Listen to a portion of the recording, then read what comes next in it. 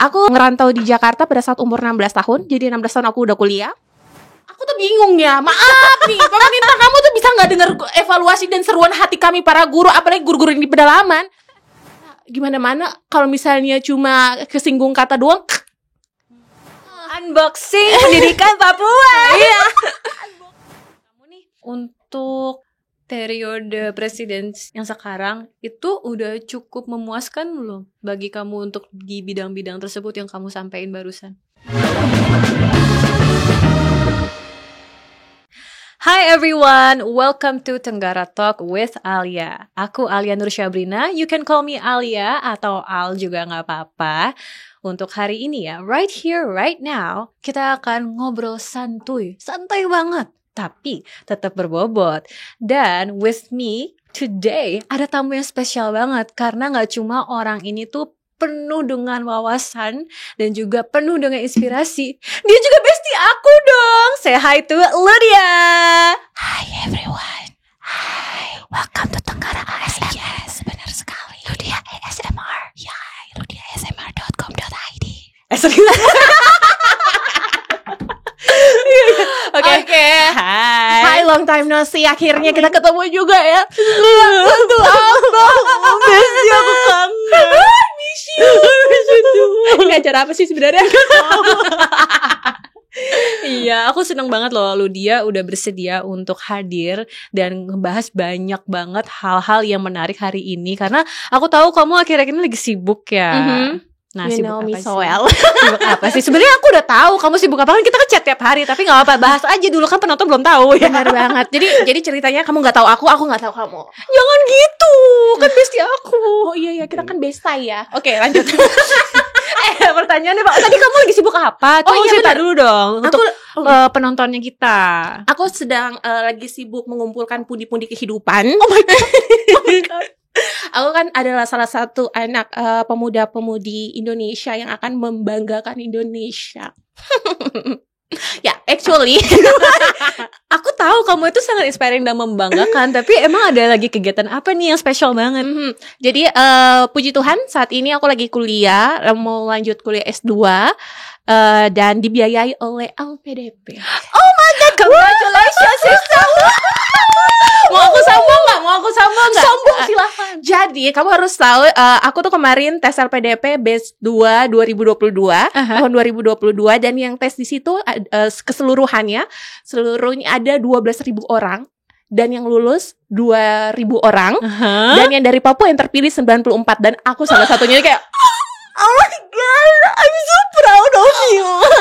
I'm so proud of you. tapi Apa tapinya? tanggung jawabnya besar. Ya juga.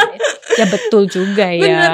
Jadi awalnya tuh aku mikir kayak oke, kita LPDP adalah diberikan beasiswa gitu kan ya, kamu kasih tahu kamu mau lanjut S2 di mana gitu, and then mereka akan memberikan beasiswa. Tapi tidak sampai di situ aja, kita punya program juga, Beb. Jadi saat aku daftar beasiswa itu mereka mempertanyaan, ada esai, kita buat esai kontribusi apa yang akan dilakukan oleh kalian untuk Indonesia.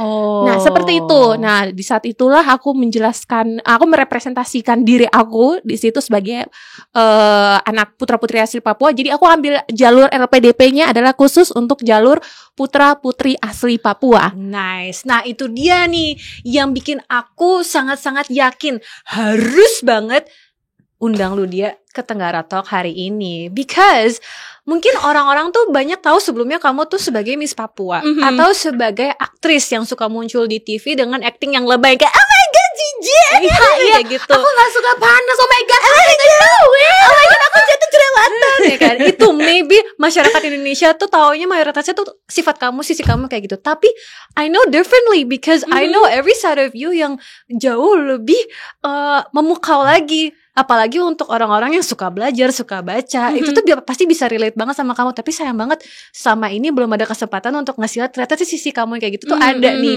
Makanya nih mumpung ada Tenggara Talk, aku pengen ngasih lihat kalau kamu tuh selain jadi Miss Papua, itu tuh kegiatannya banyak banget loh. Dan kamu punya banyak sekali potensi yang bisa kamu tawarkan ke Indonesia kita ini, Nusantara kita. Benar. Jadi aku mau kilas balik dulu nih. Way before you became Miss Papua. Oke. kamu ini kan tinggal di Papua tuh dari kecil ya, tapi abis itu merantau ke Jakarta kan. Boleh cerita dulu nggak? Kenapa kamu akhirnya milih untuk merantau dan dari tahun kapan kamu merantau ke Jakarta? Oke. Aku cerita singkat ya. Jadi Gak apa-apa, panjang aja gak apa-apa. Gak apa-apa aja. Jadi ya aku ngerantau di Jakarta pada saat umur 16 tahun. Jadi 16 tahun aku udah kuliah. Yes. 16 sudah kuliah. Dan Bentar 16 tuh rata-rata tuh baru masuk SMA loh. Really? Kamu udah kuliah? Soalnya aku umur 3 tahun udah bisa baca sama menghitung. 3 tahun? Yes, exactly. Kayaknya aku 3 tahun masih Makanya gitu. Mungkin karena aku bisa baca ya memang ngelihat bakat aku tuh di ini banyak ngomong. Banyak ngomong ya. Suka cerita ngobrol Iya. Kind like that.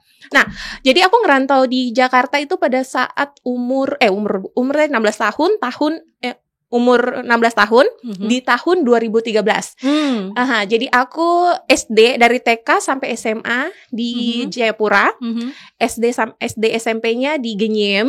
Yes, Yes, your Genyem. hometown. Yes, of course. And then setelah itu aku pindah ke Jayapura dari SMP kelas 2 lah. Mulai naik kelas 3 aku pindah lagi ke Jayapura. SMP Katolik dan SMA di Jayapura. Nah, setelah itu aku dapat beasiswa. Wah, amazing. Iya, aku dapat beasiswa ke Universitas Negeri Jakarta, jurusan Pendidikan Bahasa Jepang. So, sugoine. Domo arigatou gozaimasu. Nah, di situ actually fun fact-nya gue ternyata dapat 3 beasiswa saat itu. Satu, aku dapat beasiswa ke UI. 2, UNJ. Terus ketiga, aku dapat beasiswanya itu ke Prancis.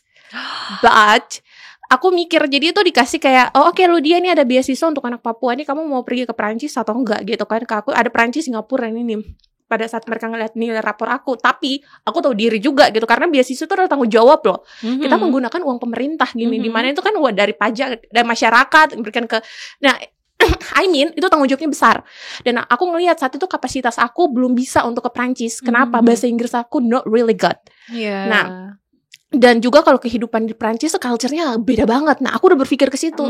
Aku bilang, enggak deh, aku Indonesia aja dulu. Nah, wah, kamu umur 16 tahun udah bisa kepikiran kayak gitu ya. Aku waktu 16 tahun dibayarin gratis ke Prancis, aku mau udah hayo aku. Padahal pasti bahasa Prancis juga kagak, tapi udah mau aja gitu. Keren.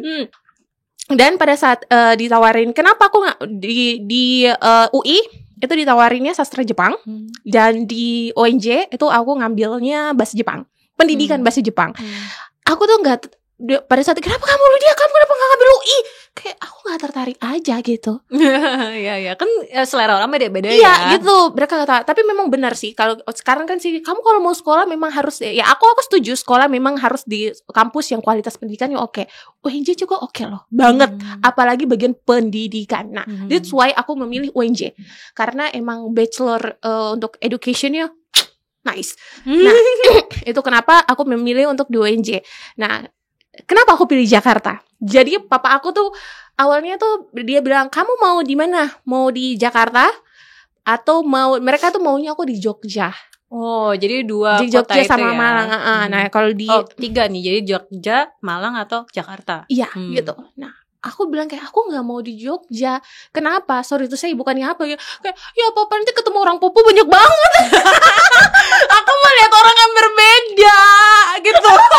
Nanti ketemu sama Papua lagi kan banyak banget gitu. Nggak ada permasalahan dengan itu. Hanya saja aku pengen mendapatkan suasana baru. Aku ingin mendapatkan pengalaman berkehidupan sosial dengan culture yang sangat-sangat berbeda. Sorry. Jadi meskipun bukan sejauh berbeda kayak di Perancis, bukan beda negara, tapi seenggaknya masih lumayan beda yang se-Indonesia gitu, yang kamu udah paham gitu kapasitas kamu di usia 16 tahun itu kamu pengen something new tapi masih dicapainya ya udah itu di Jakarta gitu. Oh ya, ngerti. Aku pilih Jakarta karena ini adalah kota metropolitan. Di mana kamu bisa mendapat semua akses hal yang kamu inginkan ada di situ tuh. Iya, it's the capital city. Of course gitu kan. Mau nyoba yang hal yang baik dan tidak. Nanti disensor podcastnya.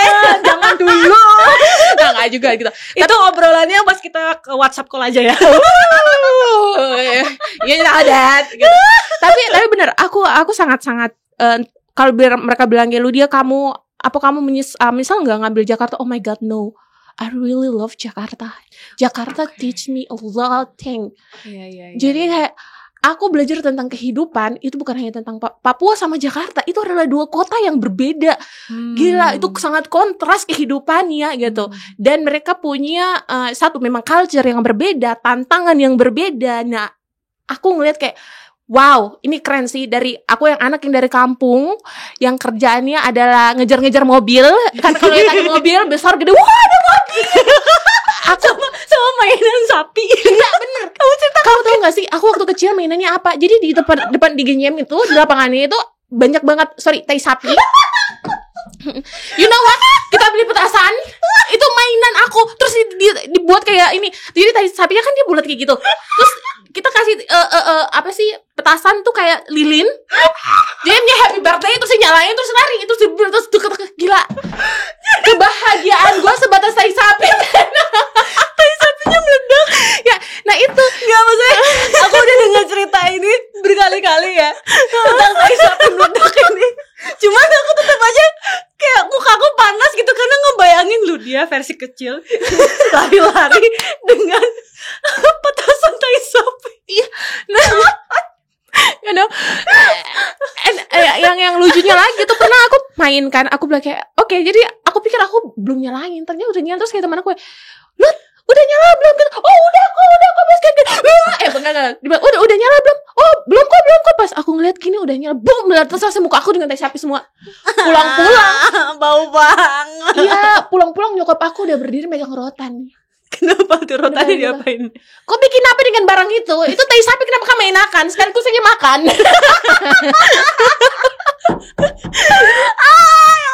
Nah, itu kehidupan masa kecil gue adalah hal yang gue main tai sapi, terus mandi di kali, main di hutan, terus memang hidup dia berdampingan dengan alam. Cuman memang kalau di orang-orang Jakarta aku lihat ya untuk yang pada main di kali mungkin masih ada yang main di kali, main Tapi tidak ekstrim, petasan, main petasan segala macam. Tapi kan untuk akses ke hutannya kita kan nggak ada ya di Jakarta bener. ya. Hutan Jadi Bogor. Jauh banget tapi mungkin anak-anak Bogor aja kali ya kesana ya. I don't know tuh. Cuman ya aku lumayan selalu terpukau tiap kali lu dia cerita tentang masa kecil lalu dia gitu kan, dengan tai sapi dan seterusnya gitu. Dan aku juga jadi wondering, berarti ketika dihadapi perbedaan yang begitu besarnya, itu tuh first impression yang kamu di Jakarta tuh apa? Dan kamu merasa kayak Papua itu tertinggal gitu gak sih dengan pembangunannya yang begitu bedanya dari Jakarta dan Papua? Itu first impression kamu gimana tuh ketika 16 tahun langsung ke lingkungan Jakarta yang kayak begitu? Kayak apa sih yang ada di pikiran kamu langsung benar-benar ketika kamu buka mobil langsung Jakarta nih? Apa yang kamu lihat gitu dan apa yang kamu pikir? You know what?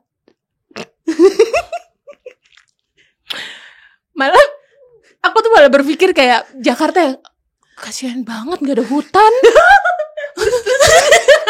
Gak, jadi saat pertama kali aku nginjak kaki di Jakarta, and then pendamping beasiswa kita bawa kita ke UNJ, itu kita ada melewati tol Tanjung Priok. Terus tiba-tiba aku dengan polosnya nanya ke teman aku namanya Reni. Ren, itu yang di atas itu kabut hujan ya, dikit lagi hujan ya gitu kan. Terus hujan lebat ya. Terus dia ngomong, Lut, karena dia udah sering ke Jakarta, Lut, itu bukan kabut, itu polusi. Hah? Polusi yang di berita-berita itu. Lah kok sama, maksudnya bentuknya tuh sama kayak awan hitam di Papua. Kalau hujan mau turun kan ada gitu kan. Kan. Jadi kita kalau awan hitam, ya angkat baju pakaian gitu kan, hujan mau turun. Lah ini polusi. Gimana gue kagak shock, Wak. Udah, itu shock pertama. Kedua, pada saat buka mobil hampir pingsan gue. Dalam nama ini bau apa sih? Bau gotnya nauzubillah min zalik. Kayak langsung puyeng, migrain gue. Kayak Jakarta, karena di kampung aku nggak ada kayak gitu. Gak ada bau menyengat gak tau dari mana. Ditambah lagi di sini tikusnya tuh gedenya kayak kucing. Jadi aku bingung, itu tikus atau kucing? Itu makanya shock culture pertama itu lebih ke lingkungan ya. Karena memang anak yang tinggalnya berdampingan dengan alam terus ke Jakarta. Jadi point of view aku pertama tuh bukan ke bangunan-bangunan gede, tapi oleh ke alam gitu. Dan aku cari, tahu nggak sih? Aku di kosan aku cari tanah susah. Tanah. Buat apa tanahnya? Jadi mama aku kan ngomong kayak gini, ya udah kakak kamu pergi beli ini aja batang singkong terus tanam di situ kek. Mana ada tanah di situ, nggak ada. Paling beli di pot gitu, tanam gitu kan. Jadi itu memang sangat-sangat berbeda ya kalau dari segi lingkungannya gitu. Dan culture-nya pun beda banget di Papua sama di Jakarta. Makanannya juga beda gitu. Di sini makan kikil, ya Allah. Terus makan usus, apa itu? Jadi aku harus bisa beradaptasi dengan makanan-makanan tersebut. Terus juga dengan apa ya? Ya culture mereka di sini.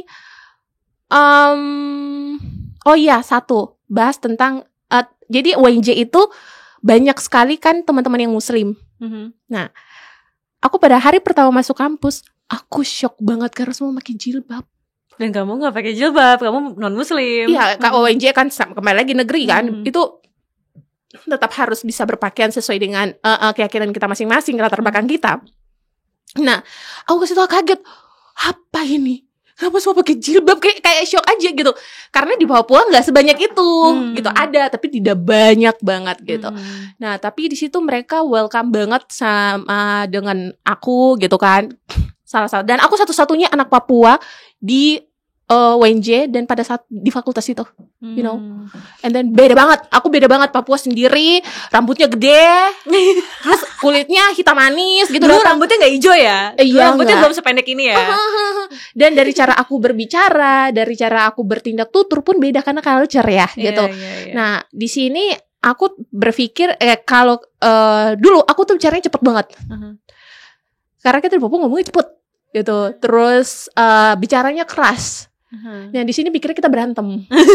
Nah aku harus bisa beradaptasi dengan hal itu. Nah sama ya namanya juga kuliah ya gitu, kita yang ngejar dosen. Nah berarti kalau aku bisa rangkum nih, ketika kamu masa-masa awal pindah ke Jakarta itu berarti ada rasa kekecewaannya banyak dong. Kayak contohnya, oh ternyata bau, ternyata polusi, ternyata A, B, C, D segala macam. Itu tuh kamu berarti ada rasa kekecewaan dong dengan Jakarta gitu. Kekecewaan sih lebih kecewaan ya. Aku bingung ya, ini rasa kekecewaan atau kasihan sih? Aku lebih ke kasihan. Kayak Jakarta kenapa gini ya? Kasihan banget gitu. Kasihan masyarakatnya keluar gak ngidup udara segar gitu. Aku juga kasihan sama diri aku sendiri. Sampai nyokap aku ngomongin, kamu tinggal di Jakarta bukannya sehat malah penyakitan. Sebenarnya penyakitannya bukan karena memang Jakartanya polusi atau gimana, karena memang pola hidup aku juga yang gak begitu.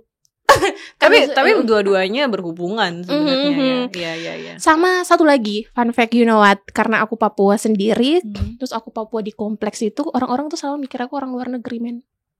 Luar negeri? Ya sedih banget. Ya, setiap aku ke Starbucks, I don't know, mungkin orang anak-anak Jaksel kali ya, jadi kayak mau ngomongnya kayak Inggris.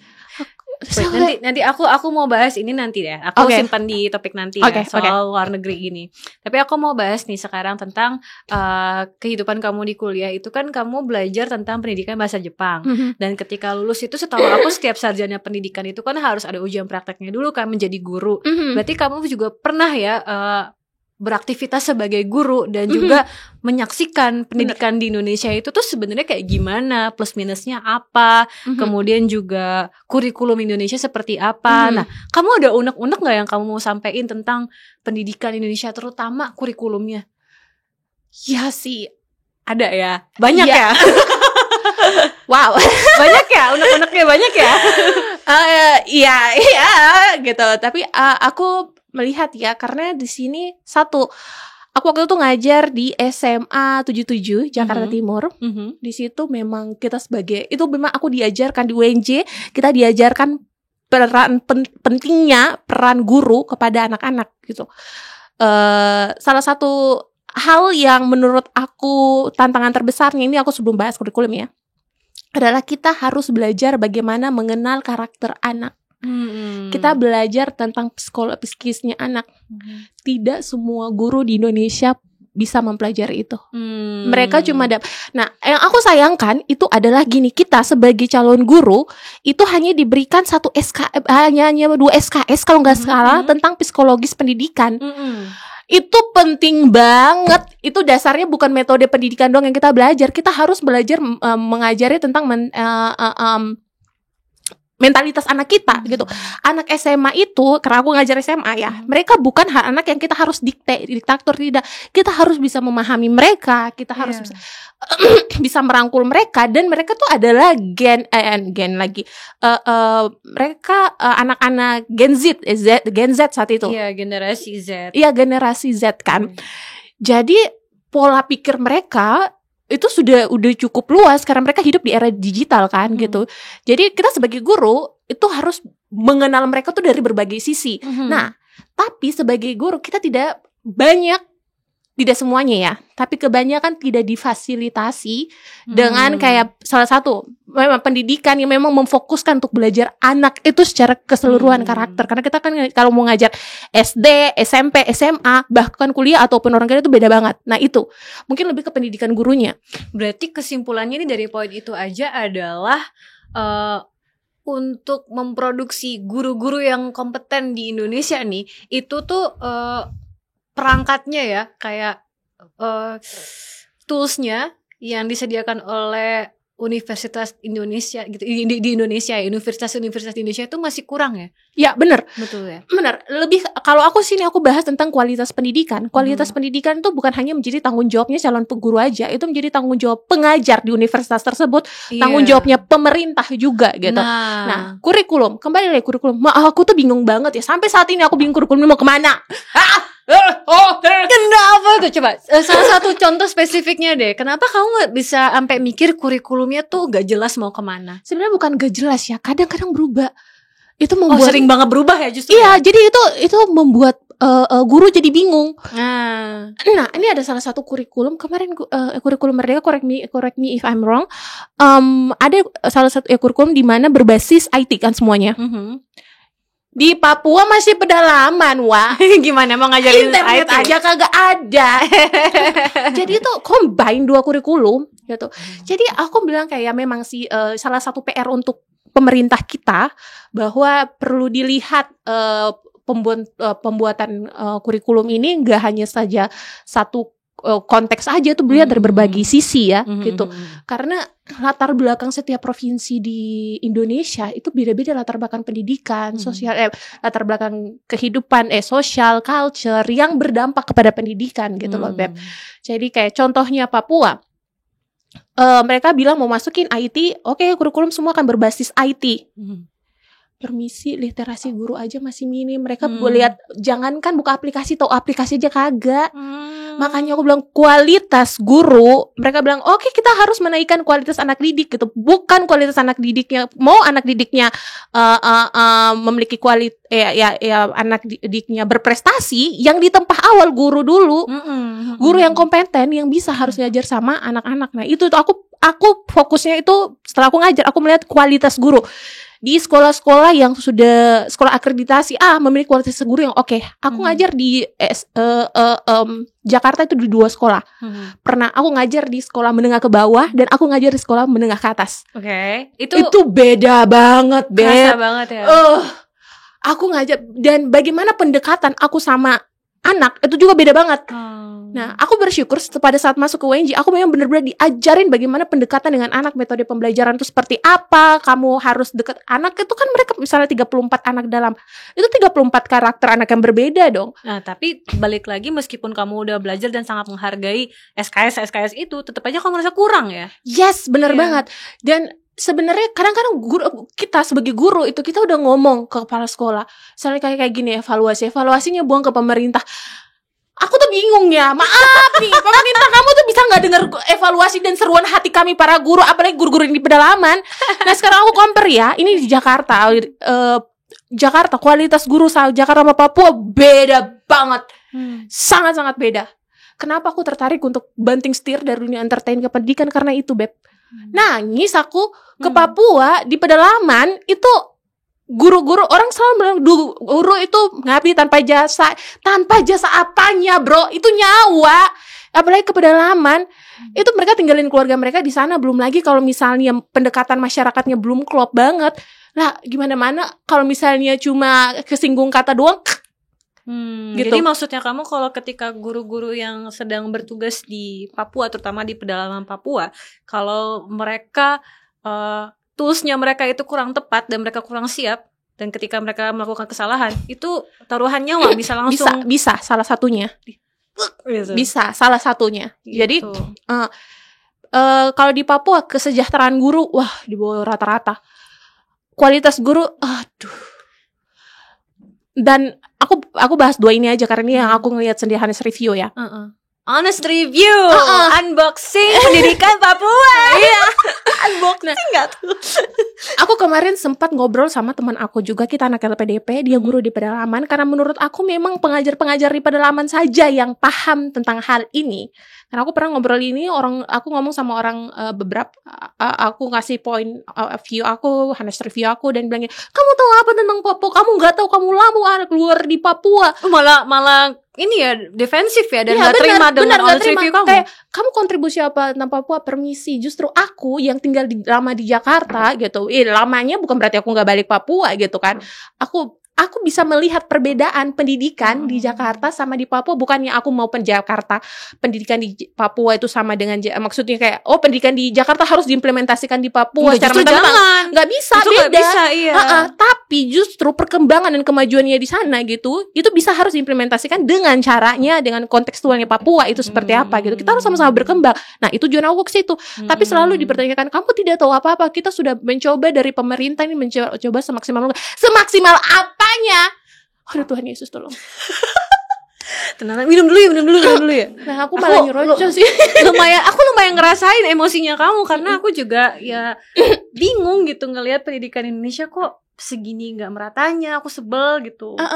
Karena sayang, kayak guru-guru di Papua, mereka guru-guru di pedalaman, yang aku ngomong kembali lagi, mereka punya hati yang besar untuk mengajar dan memberikan akses pendidikan kepada anak-anak didik di sana, tapi mereka hampir tidak difasilitasi. Ya mungkin iya gitu beberapa. Tadi tidak sebanyak itu.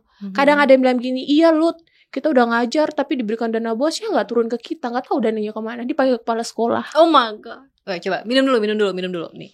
Aku sambil memikirkan ada dua aspek nih yang aku ngerasa lumayan dominan. Satu aspek soal keilmuan, baik lagi kayak para guru-guru profesional ini, pokoknya orang-orang yang berprofesi sebagai guru ya, entah dia beneran ngajar di sekolah-sekolah negeri atau dia sekedar volunteer aja di komunitas-komunitas, itu kan orang yang bekerja sebagai guru. Itu mereka secara keilmuan butuh perangkat yang lebih banyak dan teori-teori lebih banyak tentang metode pengajarannya. Yes, satu, itu bidang satu nih yang dominan.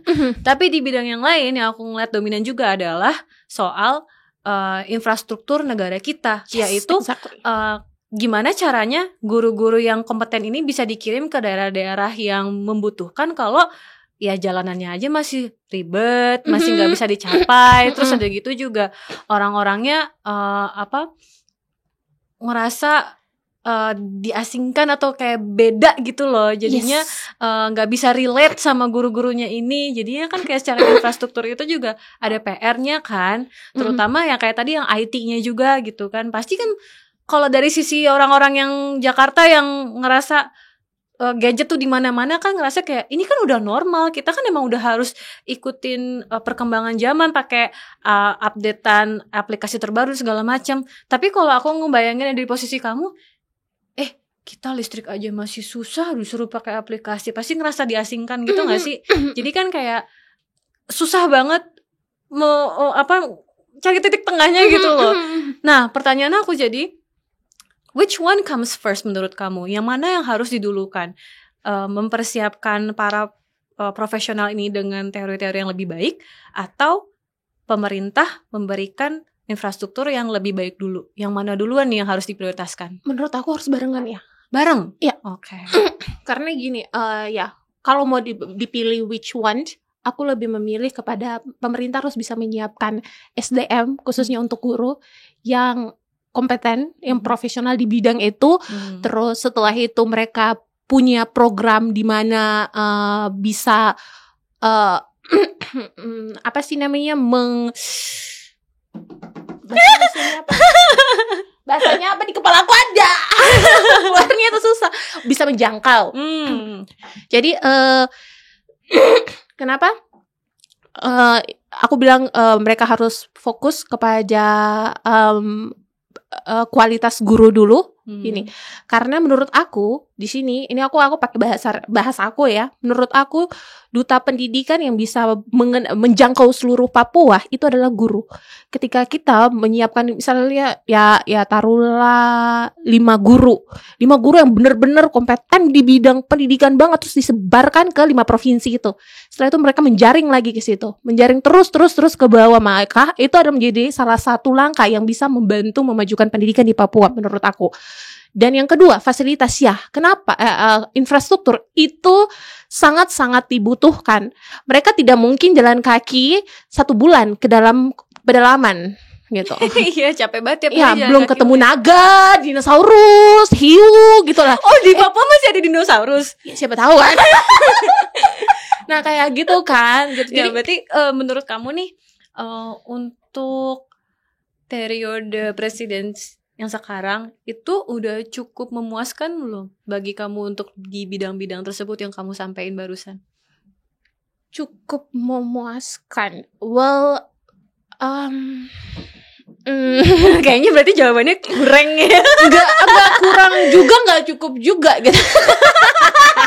Ya udah kalau gitu, daripada nggak bahaya, mendingan kita ubah pertanyaannya jadi, apakah kamu optimis periode presiden yang akan datang nih setelah pemilu nanti itu bisa memberikan fasilitas yang lebih banyak terhadap guru-guru, baik secara infrastruktur dan juga secara keilmuan tadi? Menurut kamu optimis nggak? Dadan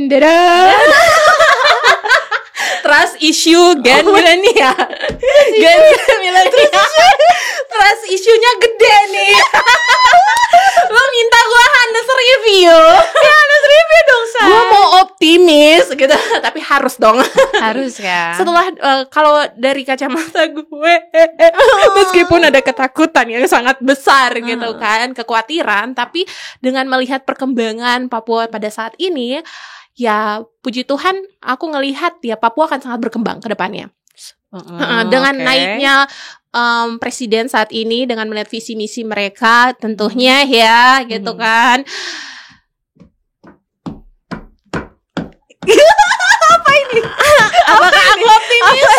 Apa ini? Aku 50-50 sih. 50-50 ya. Jadi masih berusaha untuk ngeraba-raba dulu, ngeliat dulu gimana ke depannya gitu ya. Nah, berarti kan kalau 50-50 berarti kamu masih kayak nggak yakin juga sebenarnya selama ini udah diimplementasikan atau belum gitu kan. Kalau gitu, aku coba tarik lagi deh ke hal-hal yang emang bener kamu udah tahu nih, yaitu soal LPDP.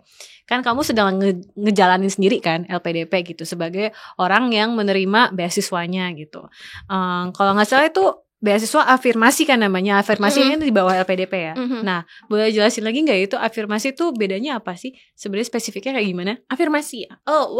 Afirmasi itu adalah salah satu program S1 yang diberikan oleh Kementerian Afirmasi itu adalah salah satu program beasiswa yang diberikan oleh Kemendristek-Dikti untuk anak-anak di daerah 3T, yaitu daerah Papua, NTT, Maluku, dan juga NTB, maybe gitu kan. Yeah, okay. Correct me if I'm wrong. Okay. Nah, pokoknya itu adalah daerah 3T, daerah tertinggal, dan termasuk ya Papua. Dan kita diberikan beasiswa selama 5 tahun. 5 tahun. Itu beasiswa afirmasi itu terms and conditionnya kurang lebih gitu ya. Iya, benar. Nah, LPDP itu ternyata tadi itu afirmasi. Bukan LPDP. Bukan beda ya. Tapi kalau sekarang kamu lebih ke Sekarang aku S2. Kalau S2 LPDP. Nah, kalau yang afirmasi itu untuk yang kuliah kemarin S1. S1. Ya, benar. I get it now. Okay. Nah, kalau LPDP itu adalah beasiswa S2, S3 yang diberikan oleh dari Kementerian Keuangan. Oke. Ya tetap juga di Kementerian Pendidikan dan Budaya dan ya itulah. Yes. Dan ya aku ikut program karena di LPDP itu ada berbagai program karena memang mereka salah satu target mereka adalah pemerataan pendidikan khususnya dengan pembangunan yang memajukan Indonesia dalam beberapa tahun ke depan, 10-20 tahun ke depan. Mereka menginvestasikan itu kepada kita anak-anak muda Indonesia dari dari berbagai daerah Sabang sampai Merauke.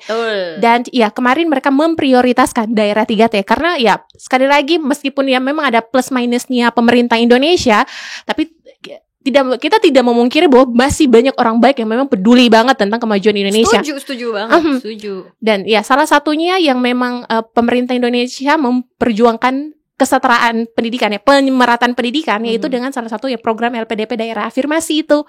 Nah, dengan memberikan beasiswa kepada kita anak-anak Papua yang punya potensi untuk akan membangun daerah kita masing-masing. Yes. Nah, termasuk salah satu aku dari bidang pendidikan ya. Aku akan dari bidang pendidikan dan juga seni. Seni, budaya dan pendidikan gitu ya. Seni budaya kan dari permisi Lydia as an actress. Udah serius-serius kayak gue udah intelektual banget nih, gak bisa gue. Gak apa-apa.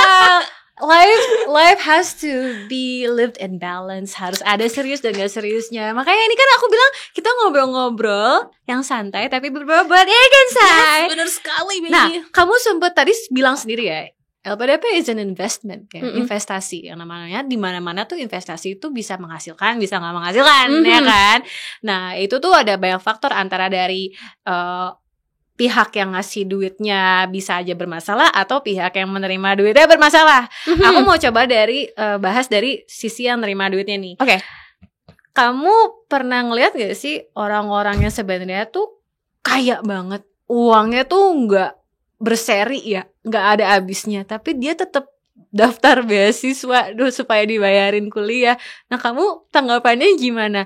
Kamu kecewa nggak sama orang-orang kayak gitu? Karena kan harusnya kan investasi ini diperuntukkan bagi orang-orang yang memang membutuhkan uangnya gitu, bukan orang-orang yang udah kaya.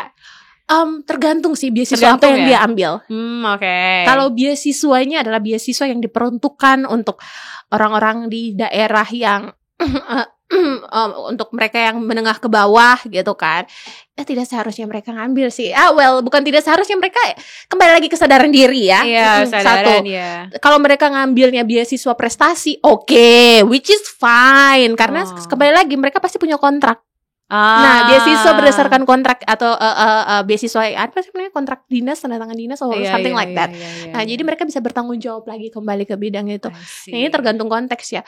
Nah, kalau misalnya bahas tentang kayak afirmasi gitu, bidik misi sih lebih tepatnya bidik misi ya. Karena kalau di bidik misi, aku ngeliat tuh kan ada yang diperuntukkan untuk mereka dari menengah ke bawah. Tapi kan ada yang orang kaya juga ngambil. Nah, itu kayak hey. Sadar diri, men. Gimana sih? Serakah amat hidup ini. Kita sepikiran ya. Aku mulai ngerasa kayak gelo gitu, kayak ayo naon sih ya, ini kenapa udah kaya ngambil lagi juga lahannya orang-orangnya emang butuh uangnya gitu. Iya, benar itu sih, itu benar-benar. Nah, terus itu kan dari soal yang orang-orang yang kayak gitu. Nah, aku mau tanya lagi tanggapan kamu terhadap orang-orang yang udah nerima LPDP nih, dan harusnya kan sesuai dengan kontrak dan perjanjian LPDP adalah ketika masa studinya selesai dia balik dong ke Indonesia, berkontribusi dong apa yang dia dapatkan di luar negeri itu, contohnya atau di tempat kuliah-kuliah dimanapun itu ya, antara di daerah atau di luar negeri, itu dia terapin lagi dong ke daerahnya dia. Tapi ternyata mereka malah nggak balik, nggak mau pulang. Tanggapan kamu gimana? Wow, pertanyaan yang menarik. Saya suka ini. Jadi kemarin tuh aku sempat bahas sama alumni LPDP tentang hal ini. Aku nanya, terus mereka bilang ya memang yang nggak pulang, ya dia bilang yang nggak pulang sedikit, gak begitu banyak katanya. Gitu 100 lebih dari sekian ribu orang gitu. Tapi tetap aja kembali lagi kita sudah ada kontrak. Di LPDP itu ada kontrak loh. Jadi kita sudah bilang sudah berjanji akan kembali ke Indonesia, mengabdi untuk Indonesia. Even kamu mau kerja di luar negeri, itu pun harus atas sepengetahuan dan seizinnya dari Indonesia atau pihak LPDP sendiri. Dan kalau salah satu faktor terbesar mereka kenapa kerja di luar, setelah aku bahas dengan teman-teman kakak-kakak alumni, mereka bilang adalah faktor finansial. Oh, mungkin karena di luar itu gajinya jauh lebih bombastis daripada di Exactly. sini, lebih fulfilling. Exactly. Kalau di sana bombastis, di sini jadi bombastic side eye. Sama opportunity-nya mereka yang ingin mereka jalankan di Indonesia itu kecil dibandingkan dengan di luar gitu. Nah, ini yang aku mau bilang karena kemarin tuh aku sempat juga bahas dengan direktur LPDP. Anjay, direktur LPDP. Gak apa-apa dong, ini kan pengalaman sharing ya. Dia diskusi sama direktur LPDP, Ben. Eksklusif only in Tenggara Talk ya. Spill. Nah, dia ngomong kayak gini. Jadi dia tuh sebelumnya kalau si direktur LPDP ini memang dia waktu itu mengarahkan aku menyarankan aku untuk studi di Jepang ya, karena berhubung kita punya dia juga S1 S2 di S2 S3 di Jepang. Dia bilang ke Jepang. Nah, aku ngomong dengan salah satu petinggi juga di LPDP, dia ngomong kayak gini. Jadi sebelumnya dia itu sekolah dan kerja di Amrik. Gajinya emang gede banget. Oke. Tapi dia bilang gaji gede banget, kehidupan terjamin banget di Amrik. But dia memutuskan untuk balik ke Indonesia. Kenapa? Dia bilang memutuskan Indonesia, which is ya kehidupan kamu nggak se-wow di Amrik nih gitu. Kenapa? Karena dia melihat, dia tahu bahwa Indonesia punya banyak problematik yang perlu diselesaikan, dan kalau bukan dia siapa lagi? Kalau bukan kita siapa lagi? Seperti itu dia bilang. But that's good. Itu kan artinya kan dari orang-orang yang memang udah sadar dan akhirnya menjawab rasa panggilan itu kan untuk membantu. Tapi what happens to these people yang nggak mau balik? Nah, ini yang aku mau sambungin. Aku mau sambungin ke situ. Aku udah gemes. Ini aku mau sambungin ke sini nih. Kebiasaannya kamu. Gemes banget. Jadi please continue. Nah, hal-hal ini, pada saat kita wawancara di LPDP, kita sudah menegaskan itu bahwa memang kita LPDP untuk mengabdi untuk Indonesia apapun yang terjadi. Si bapak ini dia kita punya pengurus LPDP ini, petinggi LPDP. Dia tahu Indonesia ini lu kalau balik ke Indonesia ya udah lu mulai dari nol lagi gitu kan. Tapi itu sudah menjadi tanggung jawabnya dia gitu. Tanggung jawabnya kita sebagai warga negara Indonesia. Apalagi udah tanda tangan kontrak, men. LPDP itu bukan beasiswa yang untuk hura-hura, enggak. Kamu adalah problem solvingnya Indonesia. Dan itu yang memang harus dihidupi. Mau kamu tantangannya seberat apapun, kita harus kembali lagi ke perencanaan awal. Karena kita udah di tanda tangan surat, udah berkomitmen dalam esai kita sendiri dan satu wawancara, dan kita diberikan beasiswa. Ini bukan soal uang ya. Ini soal komitmen awal. Indonesia mempercayakan kita untuk kembali untuk kembali ke Indonesia. Dan ya mau memang awal kalau mau bangun Indonesia finansial tidak diterima masyarakat tuh aku udah bisa mikir gini, karena you know what kan, lu dia seperti apa tuh tiba-tiba nanti kalau one day balik ke Papua saya sudah bisa membayangkan sehard apa. Tapi itu tantangan yang harus dihadapi karena itu udah komitmen awal yang dibangun. Well, I don't know in the future seperti apa, tapi Tuhan tetap kuatkanlah hati lu dia, integritas lu dia untuk membangun Indonesia dari Papua. Hey, Nika. terus. Nah, kembali lagi. Orang-orang kakak-kakak yang gak balik lagi ke sini karena mereka ngerasa kayak ya udah gue memprioritaskan kesejahteraan gue dulu nih, gitu kan. Yang penting gue aman lah, gue di sini. Karena di Papua di Papua lagi gue balik Indonesia nggak sejahtera. Tapi kan kamu dari awal udah tahu, kamu tuh problem solving. Kamu bukan beasiswa LPDP ini bukan beasiswa untuk kayak kamu disuapin udah kamu pergi, enggak. Itu makanya pada saat lu dia enak ya kamu dapat LPDP, ya puji Tuhan aku diberikan kesempatan, tanggung jawabnya tuh berat banget. I agree. Nah, aku ngerasa memang orang-orang yang kakak-kakak yang tidak terima apapun faktornya mereka belum bisa menghidupi komitmennya mereka sih. And I know sehard apa membangun Indonesia dari daerah kita masing-masing dengan culture kita yang berbeda, terus latar belakang diri kita yang berbeda, terus kita harus masuk dengan masyarakat gitu. Itu hard banget sih. Aku aja udah opening kemarin aja memberikan aspirasi tentang ketertinggalan Papua aja udah kamu tahu apa tentang Papua? Kontribusi apa yang kamu lakukan? Permisi, Miss Indonesia tuh bunga. Ya Allah Akbar. Ya. Ngerti. Jadi itu tanggapan kamu kurang lebih seperti itu ya, tentang orang-orang yang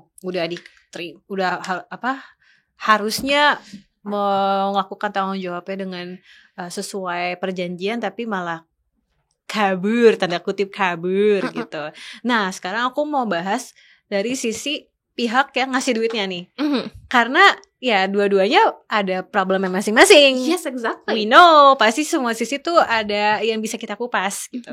Nah, dari sisi yang ngasih duitnya, aku dengar ada berita bahwa sekitar pencairan dana untuk orang-orang yang nerima beasiswa untuk dokter ya, kalau nggak salah ada 5.000-an gitu penerima beasiswa ini yang mereka gelisah karena nggak cair-cair, telat, cairnya tuh telat banget gitu. Nah, what do you think? Kenapa ya kok ini masih bisa terjadi gitu? Dan apakah jangan-jangan kamu juga pernah ngalamin beasiswa kamu tuh cairnya telat gitu? Bukan pernah lagi. Oh my god.